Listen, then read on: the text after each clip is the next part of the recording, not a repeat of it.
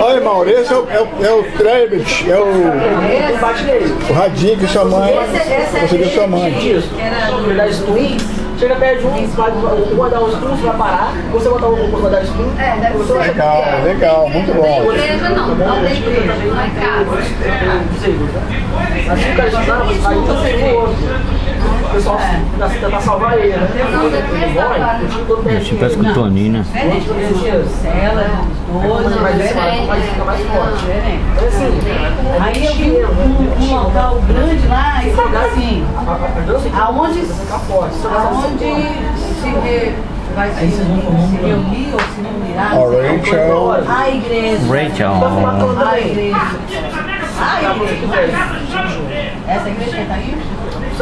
Vai pegar isso. Muito mais.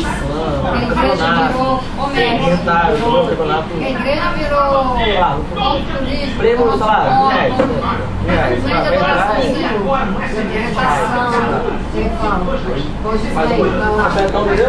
só paga entrada.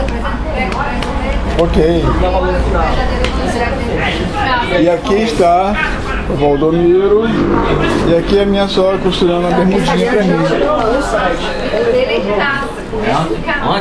Ontem? É, mandou ontem, chegou hoje? Mandou ontem. Chegou hoje? Não, nós compramos aqui na Vilma, com a Nélia. Eu não queria mandar. Cultura nele? Com a Nélia, gentíssima peça. É o mesmo, é. Comprou com ele e botou as fotos aí. Como é que mandou as fotos? É no Skype.